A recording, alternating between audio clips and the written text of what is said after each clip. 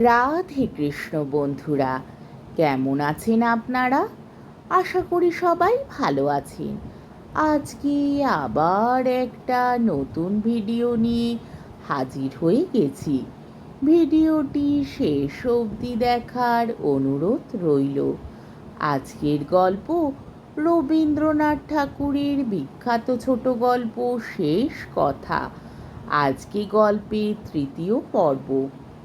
খুঁজছিলাম রেডিয়ামের কণা, যদি কৃপণ পাথরের মুঠির মধ্যে থেকে বের করা যায়। দেখতে পেলুম অচিরাকে কুসুমিত শালগাছের ছায়ালোকের বন্ধনে। এর পূর্বে বাঙালি মেয়েকে দেখেছি সন্দেহ নেই, কিন্তু সব কিছু থেকে স্বতন্ত্রভাবে এমন একান্ত করে তাকে দেখবার সুযোগ পাইনি। এখানে তার শ্যামল দেহের কোমলতায় বনের লতাপাতা আপন ভাষা যোগ করে দিল। বিদেশিনী রূপসী তো অনেক দেখেছি, যথোচিত ভালোও লেগেছে, কিন্তু বাঙালি মেয়ে এই যেন প্রথম দেখলুম। ঠিক যে জায়গায় তাকে সম্পূর্ণ দেখা যেতে পারে। এই নিভৃত বনের মধ্যে সে নানা পরিচিত অপরিচিত বাস্তবের সঙ্গে জড়িয়ে মিশিয়ে নেই।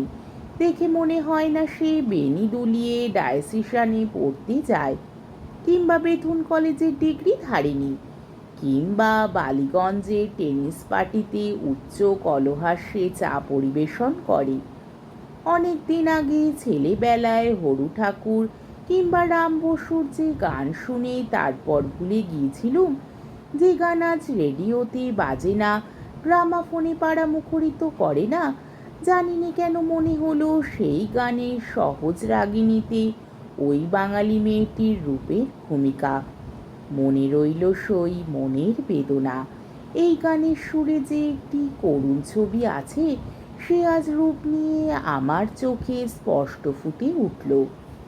এও সম্ভব হলো কোন প্রবল ভূমিকম্পে পৃথিবীর যে তলায় লুকোনো আগ্নেয় সামগ্রী উপরে উঠে পড়ে। জিওলজি শাস্ত্রে তা পড়েছি। নিজের মধ্যে দেখলুম সেই নিচের তলার অন্ধকারে তপ্ত বিগলিত জিনিসকে হঠাৎ উপরের আলোতে।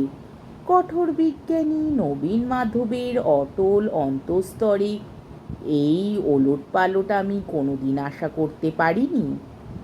বুঝতে পারছি যখন আমি রোজ বিকেল বেলায় এই পথ দিয়ে আমার কাজে ফিরেছি, ও আমাকে দেখেছে। অন্য মনুষ্ক আমি ওকে দেখিনি। বিলেতে যাবার পর থেকে নিজের চেহারার ওপর একটা গর্ব জন্মেছে। ও হাউ হ্যান্ডসাম!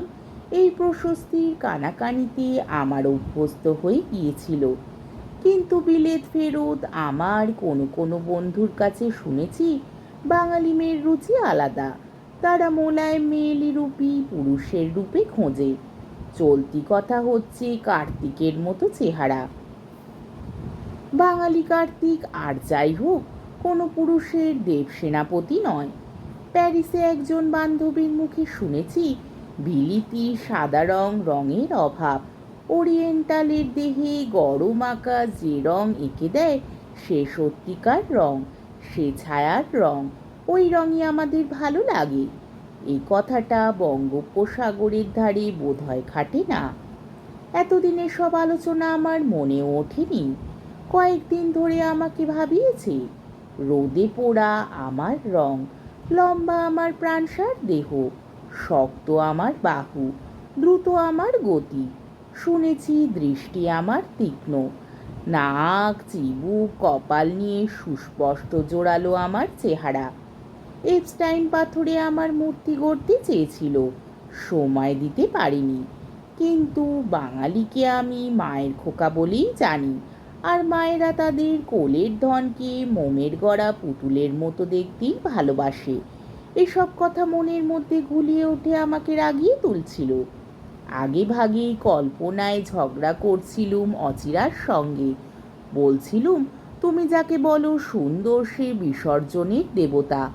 তোমাদের স্তব যদি বা পায় সে, ট্যাঁকে না বেশি দিন। বলছিলুম আমি বড় বড় দেশে স্বয়ংবর সবার মালা উপেক্ষা করে এসেছি, আর তুমি আমাকে উপেক্ষা করবে?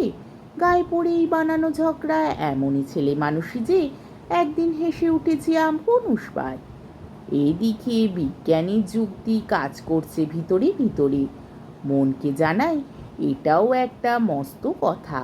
আমার যাতায়াতের পথের ধারে ও বসে থাকে, একান্ত নিভৃতই যদি ওর প্রার্থনীয় হতো তাহলে ঠাঁই বদল করতো। প্রথম প্রথম আমি ওকে আড়ে আড়ে দেখেছি, যেন দেখিনি এই ভান করি। ইদানিং মাঝে মাঝে স্পষ্ট চোখাচোখি হয়েছে। যতদূর আমার বিশ্বাস সেটাকে চার চোখের অপঘাত বলে ওর মনে হয়নি। এর চেয়েও বিশেষ একটা পরীক্ষা হয়ে গেছে। এর আগে দিনের বেলায় মাটি পাথরের কাজ সাঙ্গ করে দিনের শেষে ওই পঞ্চবটির পথ দিয়ে একবার মাত্র যেতেম বাসার দিকে। সম্প্রতি যাতায়াতের পুনরাবৃত্তি হতে আরম্ভ হয়েছে। এই ঘটনাটা যে জিওলজি সম্পর্কিত নয় সে কথা বোঝবার মতো বয়স হয়েছে অচিরার। আমারও সাহস ক্রমশ বেড়ে চলল যখন দেখলুম এই সুস্পষ্টভাবে আভাসেও তরুণীকে স্থানচ্যুত করতে পারল না। একদিন হঠাৎ পিছন ফিরে দেখেছি অচিরা আমার তিরোগমনের দিকে চেয়ে আছে। আমি ফিরতেই তাড়াতাড়ি ডায়েরির দিকে চোখ নামিয়ে নিয়েছি। সন্দেহ হলো ওর ডায়েরির লেখার ধারায় আগেকার মতো বেগ নেই। আমার বিজ্ঞানী বুদ্ধিতে মনোরহস্যের আলোচনা জেগে উঠল।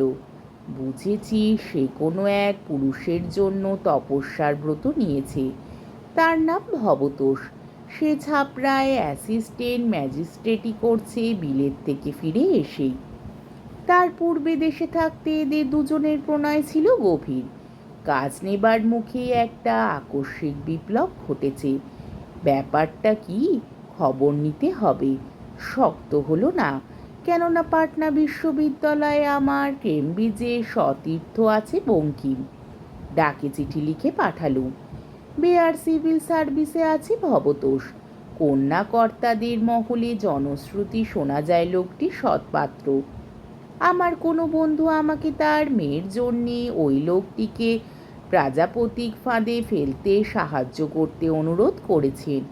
রাস্তা পরিষ্কার আছে কি না আদন্ত খবর নিয়ে তুমি যদি আমাকে জানাও কৃতজ্ঞ হব। লোকটির মতিগতি কীরকম তাও জানতে চাই। উত্তর এলো, রাস্তা বন্ধ। আর মতিগতি সম্বন্ধে এখনো যদি কৌতূহল বাকি থাকে তবে শোনো। কলেজে পড়বার সময় আমি ছাত্র ছিলুম ডাক্তার অনিল কুমার সরকারে। অ্যালফাবেটের অনেকগুলো অক্ষর জোড়া তার নাম। যেমন তার অসাধারণ পাণ্ডিত্য তেমনই ছেলে মানুষের মতো তার সরলতা। একমাত্র সংসারের আলো তার নাতনিটিকে যদি দেখো তাহলে মনে হবে সাধনায় খুশি হয়ে সরস্বতী কেবল যে আবির্ভূত হয়েছেন তার বুদ্ধিলোকে তা নয়, রূপ নিয়ে এসেছেন তার কোলে। ওই শয়তান ভবতোষ ঢুকল ওর স্বর্গলোকে। বুদ্ধি তার তীক্ষ্ণ, বচন তার অনর্গল। প্রথমে ভুললেন অধ্যাপক, তারপরে ভুলল তার নাতনি। ওদের অসহ্য অন্তরঙ্গতা দেখিয়ে আমাদের হাত নিষ্পিস করত। কিছু বলবার পথ ছিল না। বিবাহ সম্বন্ধ পাকাপাকি স্থির হয়ে গিয়েছিল। কেবল অপেক্ষা ছিল বিলেত গিয়ে সিভিল সার্ভিসে উত্তীর্ণ হয়ে আসার। তার পাথেও আর খরচ জুগিয়েছিলেন অধ্যাপক। লোকটার সর্দির ধাত ছিল। বধির ভগবানের কাছে আমরা দুবেলা প্রার্থনা করেছি বিবাহের পূর্বে লোকটা যেন নিমোনিয়া হয়ে মরে। কিন্তু মরেনি, পাশ করেছে। করে ইন্ডিয়া গভর্নমেন্টের উচ্চপদস্থ একজন মুরব্বির মেয়েকে বিয়ে করেছে। লজ্জায় ক্ষোভে নিজের কাজ ছেড়ে দিয়ে মর্মাহত মেয়েটিকে নিয়ে অধ্যাপক কোথায় যে অন্তর্ধান করলেন তার খবর রেখে যাননি। চিঠিখানা পড়লুম, দৃঢ় সংকল্প করলুম এই মেয়েটিকে তার লজ্জা থেকে অবসাদ থেকে উদ্ধার করব। আজকের পর্বটি এইখানেই শেষ হলো। আমার ভিডিওটি যদি আপনাদের ভালো লেগে থাকে তাহলে আমাকে কমেন্টের মাধ্যমে আপনাদের মূল্যবান মতামত অবশ্যই জানাবেন। এবং আমার ভিডিওটিকে লাইক ও শেয়ার করার ও আমার চ্যানেলটিকে সাবস্ক্রাইব করারও অনুরোধ রইল। তাহলে আজকের ভিডিওটা এই অবধি। পরের দিন আবার এই গল্পেরই চতুর্থ পর্ব নিয়ে হাজির হয়ে যাব। ততক্ষণ পর্যন্ত আপনারা সবাই ভালো থাকবেন, সুস্থ থাকবেন, সাবধানে থাকবেন এবং আমার ভিডিওটি দেখতে থাকবেন।